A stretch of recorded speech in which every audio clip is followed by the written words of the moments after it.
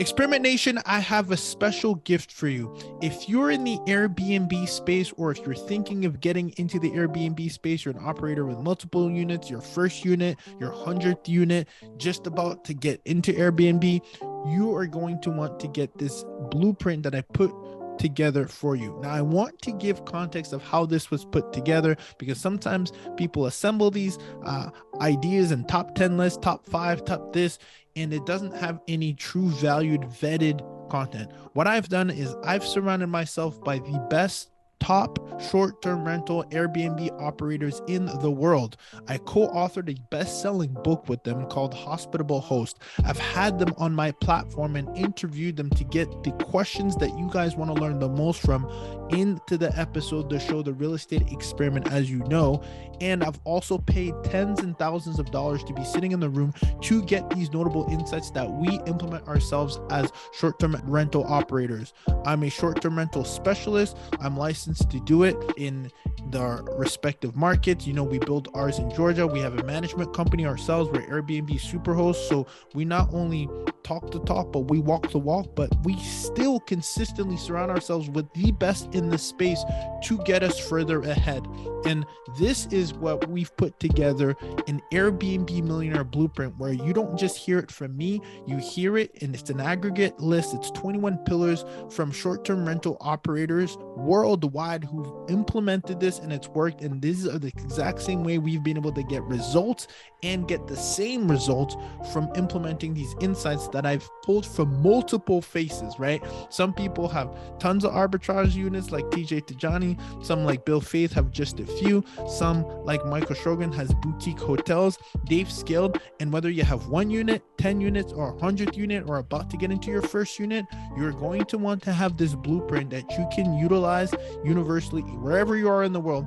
Want to get this. I put together, we took a lot of time to put this together this year after all that we've been implementing in our lab, for you to have a guide that you can leverage, right? That you can use and implement. We've also given and tagged everybody that we've featured in and giving them credit, so you know where the source is coming from, and you can check out their Instagram. You can see that they're vetted individuals that we not only work with and trust but learn from, because sometimes you get a lot of different information, and I want to make sure I give that credit where you can find out that person. And we've also, if they've been on our show, we've also linked the episode within this free blueprint. It's the Airbnb Millionaire Blueprint. Want to make sure you go to experimentrealestate.com. Once you get there, you'll see the pop-up that says I have something for you. Just scroll down, enter your name, enter your email, and we'll get it right sent to you. Don't want to sleep on this. We've been putting this together for quite some time, and I know that it will serve you regardless of where you are in your journey, to have an Airbnb Millionaire Blueprint that has been collectively vetted and has been sourced from operators who are operating at a high scale. Experiment Nation, you are welcome. Make sure to go to experimentrealestate.com and get your Airbnb Millionaire Blueprint, so that you can also scale to the level of experiments that these practitioners like ourselves have done just for you. Experiment Nation, we'll see you on the other side.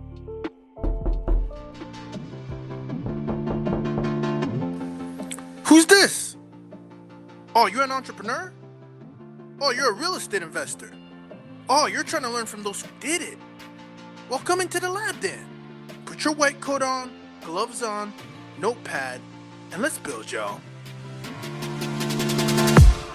Well, why don't we just welcome you to the lab then, Sarah. Welcome to the lab here. We have Sarah D. Weaver in the lab with us, and the special guest, because we've been geeking out on midterm rentals recently ourselves, right? You guys know we come into the lab, currently not in the studio, or else you would see experiment, fail, learn, repeat.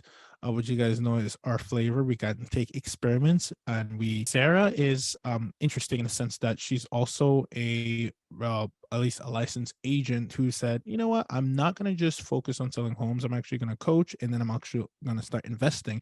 And yeah, I kind of like the freedom thing too. And I'm going to break into this thing where I have furnished rentals, and I'm going to do some midterm rentals, and I'm going to kind of throw a little spin on that, which we've talked about offline already. And you know what, I'm just such a badass that I'm also going to publish a book about it. did I get everything? What else did I miss? Oh, you did, or I don't know if you're still active. You traveled to like what, 44 different countries? Yeah, I've been to 46 countries on 6 Oh my continents. gosh. And now my company, Invested Adventures, invites real estate investors on epic adventures around the world. I love that, by the way. As a fun fact, I don't know if you knew this, uh, and I don't have it in here. Invested adventure. So I've coined that term invested in front of like two brands now. So we have my agency, Invested Talent, and then we have the one Invested Escapes, which does our thing. And I kind of want to create like an invested group. So the fact that you said invested, it's such a strong brand name that I co-sign, and I love Invested Adventures. That's such a good brand name. So Thank good you. for you. Wow, talk to me. So where did this even begin from? We talked about your background, and your family, since what, 15, I don't know what the math was, something crazy, but is there anyone in the fam doing real estate? Well, where did you catch the bug? Was it a book? Was it a podcast? Like, how did Sarah get into this? Yes. So I come from a long line of entrepreneurs. My mom is an entrepreneur. She owns a cleaning business. My grandparents are farmers. And then my dad has always worked in construction. So between my mom cleaning houses and my dad building houses, I grew up on job sites. And so there was never a moment where someone said, Sarah, you should sell or invest in real estate. But I realize now through reflection that it was a little bit of osmosis. Yeah, it's not crazy because it's it's what you learn when you're around. That's what you talk about. Like, people talk about getting mentors and or listening to these kind of podcasts. It's kind of like changing that environment and then kind of picking things up from that environment, isn't it? Hmm. Hmm. Exactly. So you're here now today with tons of units, and you're also coaching, etc. What was that like first? Because I always like to level set for someone who's listening, who's like, okay, like what does the beginning sound like? Because I feel like, we get caught up, even, and I myself, I try to focus on the process more, not so much like the outcome, because I think that can be Hmm. overwhelming. Sometimes people look at it and like, okay, like that's cool, but she's Sarah. So what did it look like for in the beginning of the Sarah, in the beginning, like the first unit maybe? Or, and I'll add a second question to that. Was it the agent side of the business that came first, or was it the investing side of the business that came first? Which one? Yeah, so it was the agent side of the business that came first. And I was an agent in Austin, Texas for what I like to joke about 5 minutes because I realized really early on that I just loved traveling and that traveling was always going to be my true and only love so far. And then again, kind of through conversations, a little bit of osmosis, I realized through that experience of being an agent that I was friends with investors. We never talked about it. I didn't really know, but I was friends with someone that was doing the live in flip strategy. So Michelle is her name. She's absolutely amazing. And she would buy a house, live in a construction zone with her 2 kids, and Hmm. then either sell it or turn it into a rental and then do it again and again and again. And then she also benefited from appreciation living in Austin. And so I saw her do that, but it still took me years until I got my first property.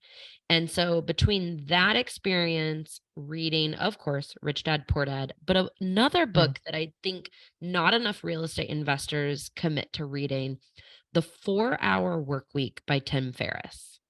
That Yeah. book shaped my life. I got the best compliment from a man in his like mid 50s. He goes, "Huh, your life, you sound like that guy, the 4 hour guy." And I was like, "You think my life sounds like Tim Ferriss?" And I was That's like, "You have awesome. no idea what that means to me." Because for me, that book was like, that was my life changing book that I read. Yeah. So, and I love that book too. Like Tim's the goat. I think the other one I think that was geeking out on is the Tools of Titans. You can read that like an encyclopedia. It's unbelievable. He's been doing it for such a long time. What was the? I'm trying to connect the dots though. You said, when I think of being an agent, I don't necessarily think about the 4 hour work week, right? So what was the stepping stone, and how did you connect the dots? Because, and I say that to say this, like, I have a license, but I'm not doing agent work. So Yeah. Just, because I've experimented that. Experiment Nation knows that. You guys can check my posts, like doing open houses and like knocking on doors and all. Like I've done that, and I'm like, this ain't it. However, I had to experiment with it. When you think of the 4-hour work week, or at the time when you had digested that book, was the agent the lowest hanging fruit, or was that just what you were already doing? Like, how did you Yeah. transition from what you read into and apply it to your life? No, I think for me, being an agent was a small part of the pie. So I was an agent, and then I quickly transitioned back into a W-2. So I took a job in the real estate industry that allowed me to work remotely. So that was key. And that's what I took from the 4-hour work week, is that I needed a job where I could work from anywhere. Yeah, and I read that in your book, and I can relate with it because that's specifically what I've picked over time too. As a, you guys know I'm consulting. That's my background, and you can either do it on site or you could do it remotely. And I honestly think, especially now with the pandemic, we've seen this, Sarah, that it might be the probably one of the biggest hacks that we don't talk about enough is start with where you work, right?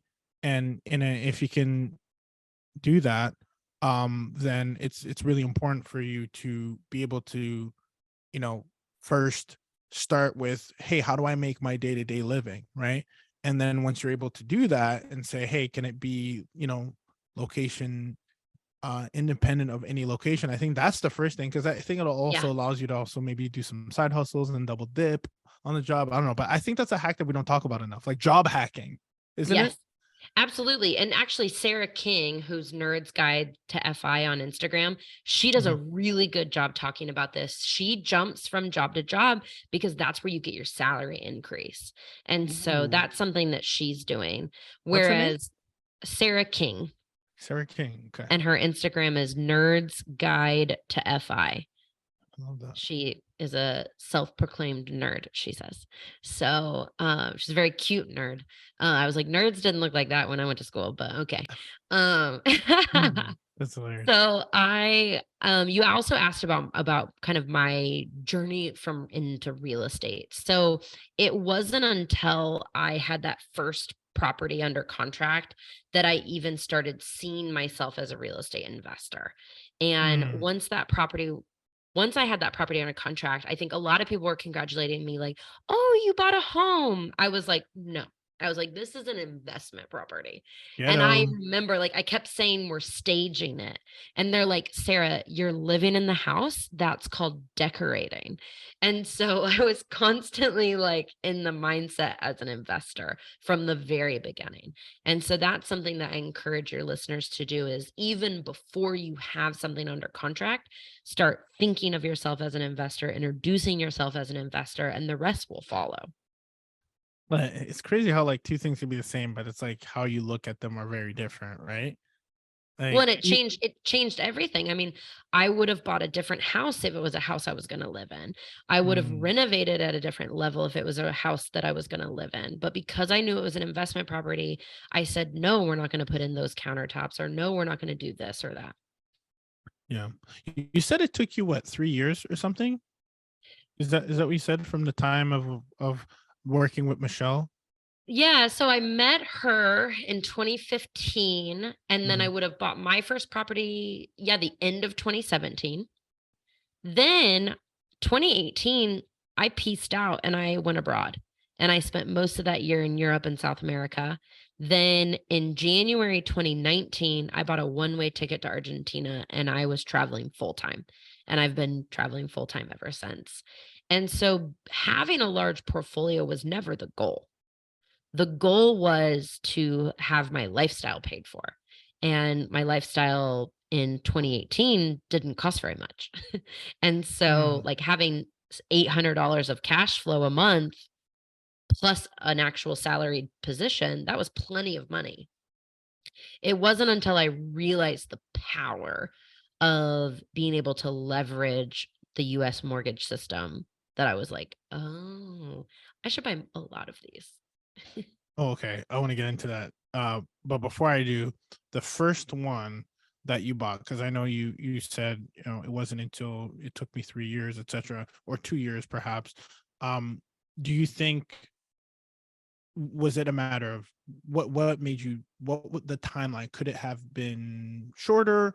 And Oh if yeah, yeah, so, yeah. Great do you question. feel I that? think Yeah. I think that I again, I call it like through osmosis, because it's not like the moment I met that woman, Michelle, that I realized, oh, I should be a real estate investor. Right. I don't think I was determined to be a real estate investor until June of 2019. And no, sorry, my math is wrong. June of 2017. That's when I bought my first property. June of 20. I bought in November of 17. And I think what it was is it was a breakup. I was dating someone and I realized that I was following him and his job around the country. Mm. And when we broke up, it was like, okay, let's take inventory of what do I want my life to look like? And I knew exactly what I wanted. I wanted to own rental property and I wanted to travel. Yeah. And did you know that your mindset, it was that rental property to fund that lifestyle? Yeah, I think I knew that. Mm. That's so interesting. Yeah. Um, so when you finance that first deal, and the reason I'm just harping on first deal, I just want to understand the trajectory. I think it's Yeah. helpful for people because they hear like 15 plus units and they're like, oh my gosh. So that first deal, was it just from the W-2 income? And like, how did you finance it? And then I want to get into the mortgage hacking system, but tell me about Yeah. the first deal. Yep. It was $217,000. I needed 3% down because I used an owner occupied conventional loan product called the Home Ready program. So it's not FHA. It was called Home Ready and it's 3% down.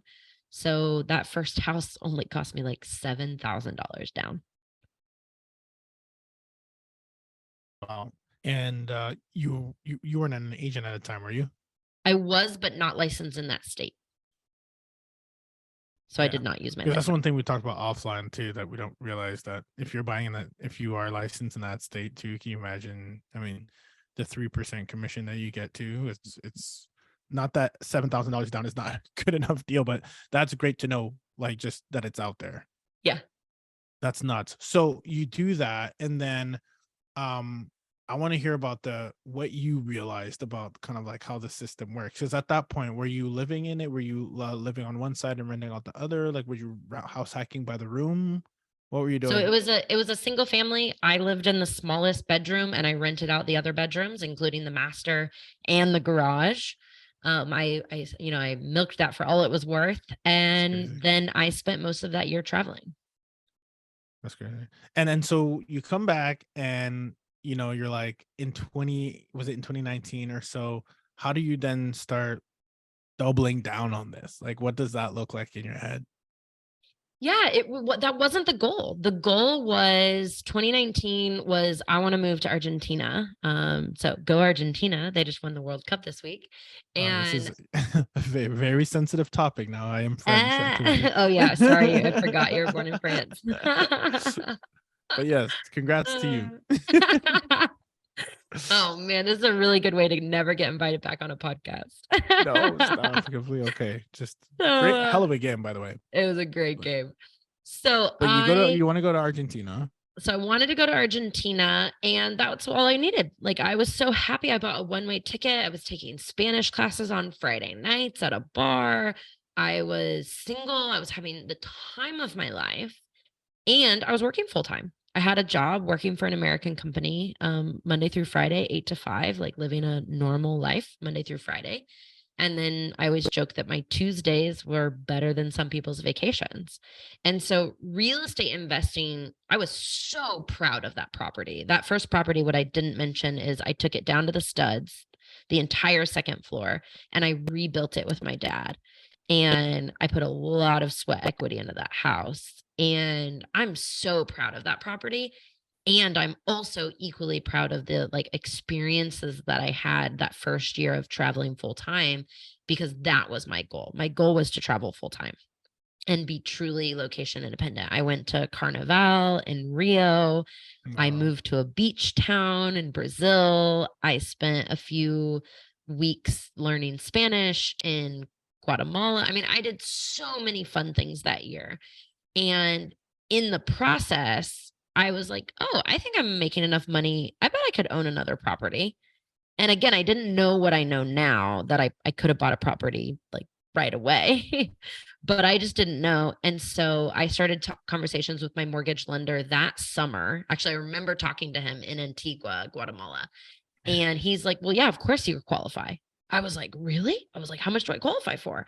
And I was only making like $55,000, which was plenty to be living a good life in Brazil and Guatemala. But I was shocked that I could buy another property. I remember being surprised by that. And And this is in the US, right, Sarah? correct. I've always bought in the US. And And so when you so, say that, yeah, when you say that, I just want to add to that, because you keep on mentioning it, and I think it's really important for us to understand. So you're saying that you didn't realize how soon you could buy. Is it because you felt that you had just bought another one, that you felt like you needed to wait? Like, just I want to be clear on yeah, I what you think there's meant a by lot of that, or what you discovered. misconceptions. Yeah, absolutely. I think there's a lot of misconceptions around mortgages, that, you're only allowed to buy so many in a year, or as you get more experience, that you're like, oh, my debt to income ratio is going to be so hurt by buying this rental property. Well, not when you buy great rental properties. I buy incredible cash flowing properties that eventually don't even count as debt, because I'm making so much money from rent. And so my lender was like, yeah, girl, buy another one. And so I bought another one in November of that year. I got very serious about buying in June of that year. That's where I got confused with the date. So June of 2019, I owned one single family and I was ready to buy a second.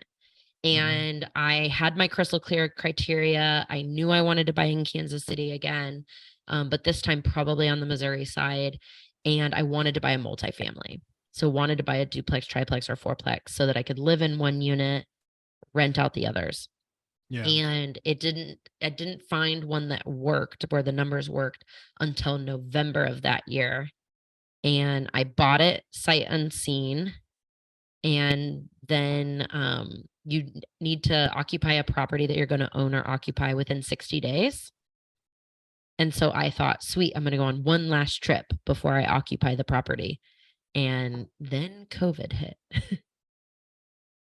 Oh, no kidding. And Geez, this everything is changed. fast into COVID. So did you get stuck in overseas, or was it? Happily stuck. Oh, but you also had closed on the property. Yes, had closed on the property in November 2019. Yeah, that's so interesting. So we'll get to that in a second, but I want to highlight what you're saying, because you're so experienced now that it might just go over some people's heads. But I think what you're highlighting here, Sarah, is that really understanding the rules around mortgages and the misconception that there is, because from what I understand, it sounds like you're doing primary residence, and then, which is completely kosher, and then you're saying, I'm gonna live here, and then I'm also gonna room hack, but then I'm also gonna travel, rightfully so. Did I get that correctly? Mm-hmm. Right. So then you have that primary residence, you get your mail there, just like anyone who's on vacation, who's remote, who's just traveling the world. Then it's like, for our listeners, and again, you're not a mortgage lender, we're just here kind of sharing experiences, but again, you're kind of highlighting or planting the seed so that we can educate ourselves further. So are you saying, what is that time? Should I be waiting like a year, 6 months? What's typical that you've seen? Because you've done this a few times now. Yeah. So the way that it's written is that you intend to live there for a year. And so when people ask me if I were to do it all over again, what would I do differently? And I would have house hacked every 6 months, because you can convince your lender that you don't like your house and you want to move every 6 months. Yeah, and they'll just Eventually that will end, but that's what I yeah, wish I had but done. yeah, and they'll just ask you for a written statement, and then they just take it. They're not Yeah. like inquisitive. They're just like, yeah, just put the written statement that you're trying to either increase the property size, or you're trying to downsize, or you're trying to move to a better school. That's all they're asking you to do for paper trail, for so that everything is covered, right? But they're Yeah.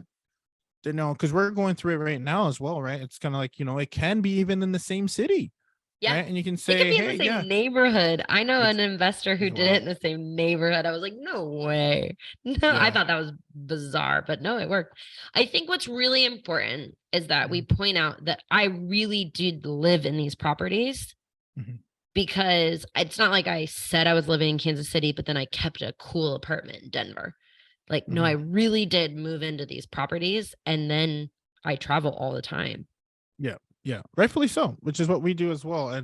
And like when you explain that to your lender, you just need to be transparent, and we're not, mortgage fraud is a very serious thing, and so you really Oh, want to be for sure. as yeah, it's actually a federal crime, I'm pretty sure. But what we're saying is to educate yourself on what is actually allowed, and you are allowed to have multiple. No, I shouldn't say multiple primary residence, but you can move around as you please, as long as you're receiving mail there, etc. And that is the ultimate way to hack, because the rules are there for you to leverage them. So I love that, and we don't talk about it enough. That's why I really wanted to highlight that, because it might go over someone's head, like, oh, like primary residence, sure, but no, we're saying like use that to your advantage, because you can put down a certain amount, and you can there's multiple perks involved that you should be leveraging, because they're there Yeah. for you to leverage. And I have a fantastic agent, I mean, a lender who I would love to introduce people to.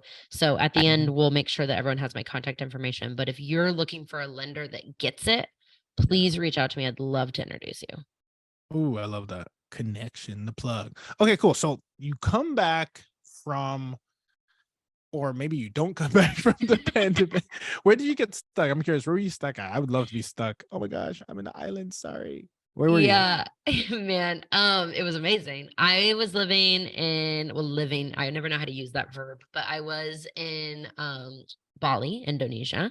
Oh my gosh. And then when things got really tough with COVID, I made the really difficult decision to leave Bali and fly to New Zealand. And I bought Why a was that one-way. difficult? Bali's a tropical paradise. It's like a digital Mm, nomad hotspot. Everyone's a Instagram model, and it's beautiful, and the yeah. weather's fantastic. And in March, you're headed into winter in New Zealand. And so Oh shoot, I didn't even New Zealand realize is that. still amazing. Do not get me wrong. Yeah, New yeah. Zealand's paradise, but in a different way.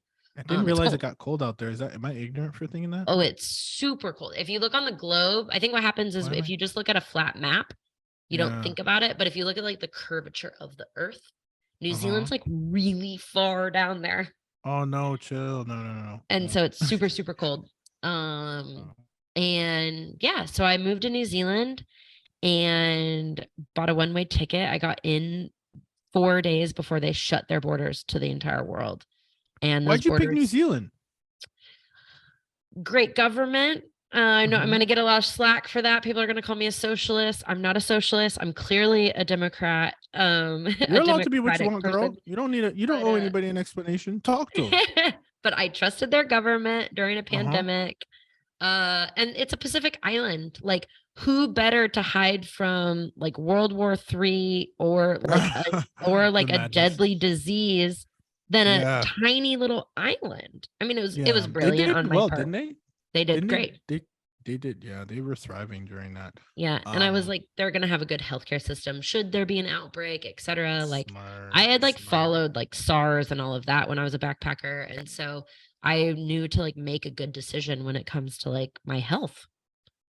Yeah. How do you make decisions? You strike me, honestly, when I think about it now, like with all our resources that we have in this world, I think it's a matter of making great decisions. Do you use like a Mm. framework of any kind? Like, not to get fancy, like maybe you don't, but like how do you make decisions? Like, is it, because it seems to me that you're making all these smart decisions that are also not like ridiculous. Like, you don't make it complicated, but you're making these strategic decisions along the way. Like, do you have Yeah, any man, I really anything? appreciate you for noticing that. I'm very intentional. Mm, Like, if I send a text, and don't get me wrong, I mean, sometimes I'm a doofus as well, but oftentimes if I send a text message, it is strategic and intentional. If I make an email introduction between two people, it's intentional. If mm. I visit a country, it's with intention. Like, I'm very intentional with a lot of the things that I do. So when it comes to decision making, that's a very good question. I have a really clear vision of what I want my life to look like. Very clear. So that decision to go to New Zealand, well, first I wrote it in my journal. I was like, what country? I think I wrote best countries to be stuck in for a pandemic and possibly World War III, because Trump and Kim Jong-un were like fighting at this time. I love this. So it literally was a list. It was New Zealand, Singapore, Australia. And it was also where I was. I was in Malaysia that weekend. And so, yeah, everything I write in my journal a lot.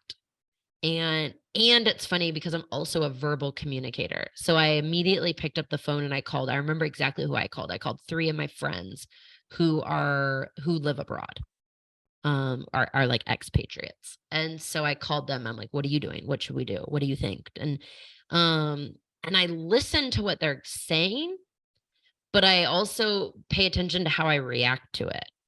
So who would later become my business partner, her name's Kendra. We own Aria Design Services together. We furnish Airbnbs for investors. She was an American that I met in Bali, and she was in Australia. No and way. she was I didn't know and she was describing Australia to me, and I was just like, I don't think that's, I had been to Australia before. And she was like describing how she was feeling and what she was feeling. And I was like, no, I don't know why, but I want to buy a van and I want to drive around New Zealand and go hiking. And so that's what I did. And then when it was freezing, I regretted that decision. I wish I had gone to Kendra and hung out at the beach. But all jokes aside, I'm so glad I went to New Zealand. Like, it was perfect for where I was in my life. I had always wanted to own a van. I probably would never buy a van in the US. It's too big. Like, you'd have to drive 8 hours to go anywhere cool. And it's really dangerous. Whereas New Zealand is wildly safe, and the destinations are so stinking close to each other, like 45 minutes from like epic waterfall to epic beach to epic mountain. And so it's probably one of the few countries that I would love being a solo female van lifer. And I was like, let's just do it. I'm like, this would be cool. it's so fascinating to kind of hear you speak, because it's, as you're speaking, I can see how you're thinking. You're literally saying how in the US it would be an 8-hour drive. Like, you've already done the math, and you've already like, where my mind isn't even going there. You've already kind of calculated that, and then you're still set it as a female. Like, you're kind of like, from a risk management, opportunity cost, like, I could see it, and it's really fascinating. I commend you for that. Like, that's real. I do pick up on these things. So good for you for doing that. And I think, thank you for highlighting how clear you need to be, because we said it. I think I opened the statement by saying this. There's so much information out there and so much content that I do believe that decision making is like top, like one of the most things, because it's like, it's not if it works, it's if you can make anything work, but will you be clear on your vision, on what you want, and then will you be clear on going after what you want and make that decision and being intentional in the decision that you make, and does it tie back to the lifestyle that you want to live based on the vision that you wrote down? Like, that can seem overwhelming, but that is so, like, you need to be super clear, because if you turn on Instagram or YouTube or this podcast app, there's going to be someone teaching you how to make a living with storage. There's going to be one who teaches you how to make money as an influencer. There's going to be one that teaches you how to, tune in to Sarah. She'll show you how to do it with the midterm stays, right? The 30-day stay, which we haven't even gotten to, which I'm excited about. Or like life hacking, right? You talked about the nerd, like job hacking. Like, what is it that you want? How does it look like? And how are you going to get there? And I appreciate you highlighting that, because it's not by chance that you've been able to really kind of, really get to where you want to get to, how you want to, and quickly. Well, and I think, Ruben, what happens is that a lot of times we are used to people telling us what our lives are supposed to look like. Like, you're supposed to marry your girlfriend after you date for a certain amount of years. And then you're supposed to buy a bigger house when you get a job offer, or whatever it is like that you're supposed to do. I really encourage people, like, what do you want your life to look like? And then like go after it relentlessly. I recently had someone tell me that they were really impressed that like I just jump. Like, they're the kind of person that they like dip their toe in, they test the water, then they test the water again, then they test the water a second time. Whereas I'm the person that just like runs and jumps. And Mm-hmm. I agree with that. And I want everyone to know that like I'm still scared. Like as I'm running, like I've made the decision, I'm jumping, but I'm still scared the whole time. Yeah. So it's not like I have this like innate bravery that other people are lacking. I'm still scared and I make the decision to jump. Love that. So that's such a good segue with, you know, kind of the theme we've been on. And I love that you said that, right? Like you need to highlight that there's real fear involved. It's not just like, oh, like Sarah's got it. No, like Sarah's human and she has fears, but she acts on them and she's intentional. So one thing is you talked about, and one of the things I like to focus on is, okay, don't tell me what to think, tell me how to think, right? And Mm, one of the things that you've done is you recently co-authored a book that I'm geeking out about, and I'm so sorry I don't have it in the lab here with me because I'm not in my studio, but I've been, you guys know, just at my page, the real estate experiment, I've been geeking out about 30-day stay. I've been highlighting you in my story, etc., because it's, you know, it's a very strategic approach. And specifically with, if you're a short-term rental, you have furnished accommodations, there's ways that you can pretty much serve people in need. And so when going back to the point of teaching us how to think, how should we think about this sub niche industry, right?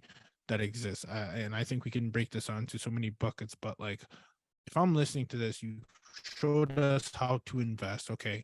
The primary home house hacking, great.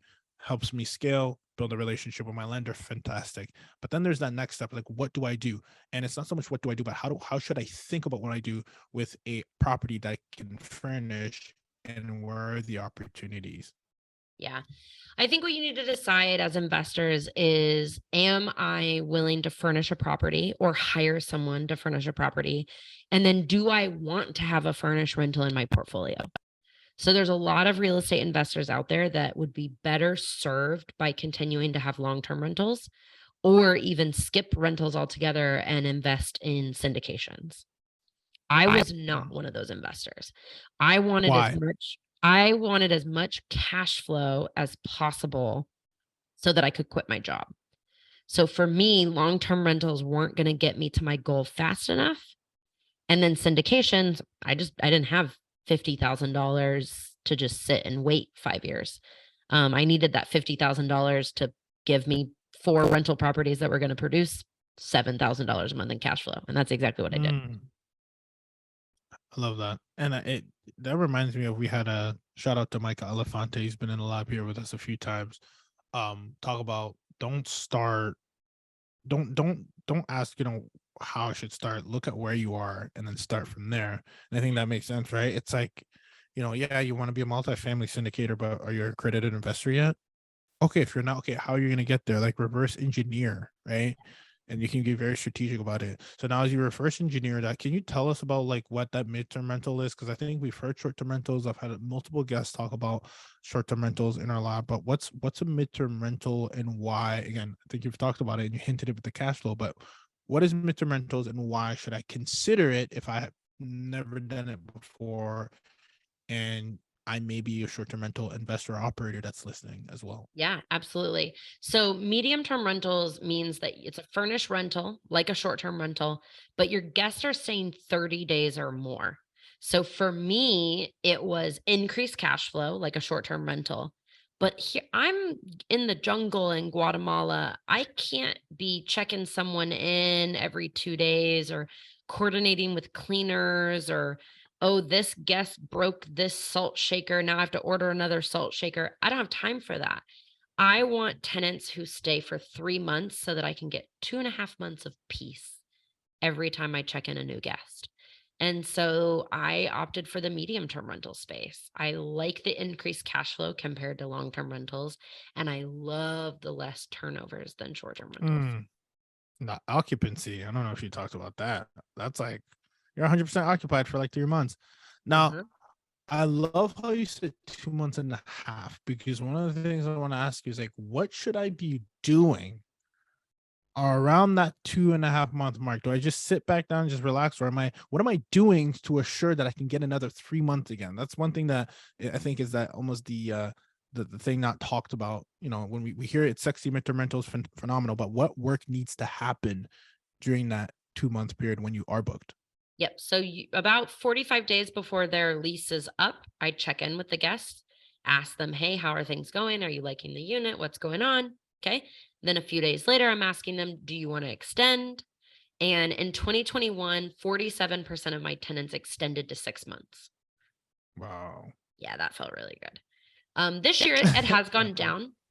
I've had more non-travel nurses, and so they don't need to extend because they're not extending their nursing contract. But it's really nice when they do. Then, if they don't want to extend or they don't need to, then that's about 2 to 3 weeks before move out is when I am trying to secure my next guest. And I'm doing that by messaging leads on Furnished Finder, updating my listing, maybe playing around with pricing on Airbnb, but really just making my listing more visible. Got it. Now we talked about this a little offline as well, but as far as Furnish Finder goes, is that your main source? Is there any other things that we should be looking at that we're not looking at, or within the Furnish Finder, is there layers or sub niches that we need to be focused on? What can you tell us about that? I have my units listed on Airbnb and Furnish Finder only. I am interested in getting into some of the insurance claims and working with those. However, my units are all one ones. And Mhm. so there's not going to be as much demand in the insurance space for a one bedroom, one bath. I'm really popular with travel nurses, Right. internships, seasonal workers. It is the perfect size for 1 to 2 people. Got it. Now, are you doing anything when you're fully, let's say, 100% booked, which I'm sure you are at most times? What is happening on the back end? Is there should are you fostering new relationships at all? Do you need to, or are you just working relying on, again, the demand? There's a lot of demand on Furnish Finder. I know that that's for sure. I've used it, but is that the main thing you're focused on right now, and to operate your business? Yep. When I first started, like when I first listed, I was eager. I was excited at all this energy. I was reaching out to a bunch of travel nurse recruiters. They got sick of me because anytime they reached out to me, I said, sorry, I'm occupied. Sorry, I'm occupied. Sorry, I'm occupied. And so, frankly, No, I'm just yeah. fully occupied off of Furnish Finder and Airbnb. Yeah, and there's a really cool, neat thing where you can actually see the leads, right, as they're inquiring about a specific area.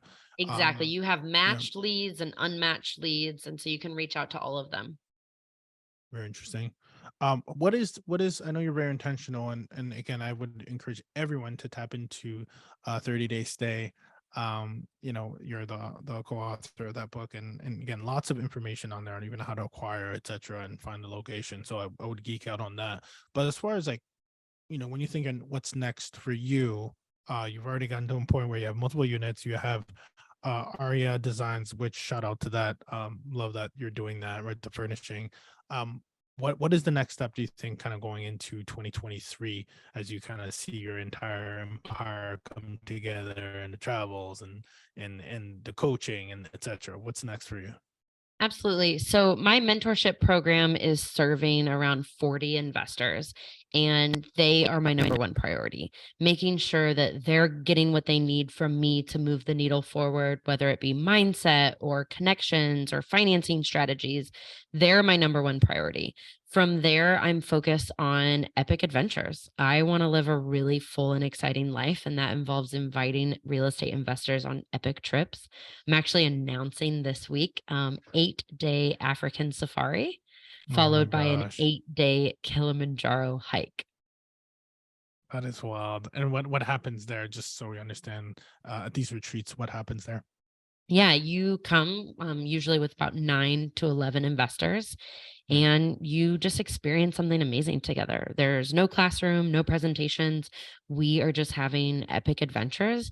And then Ruben, we can't help ourselves. We're talking about I was cost gonna say, are you talking segregation about and real estate? tax Who do strategies. Oh yeah, you we use? can't help I don't understand ourselves. what I'm doing. But Yeah, also yeah. it's the one opportunity. I mean, your friends are so sick of you talking about it.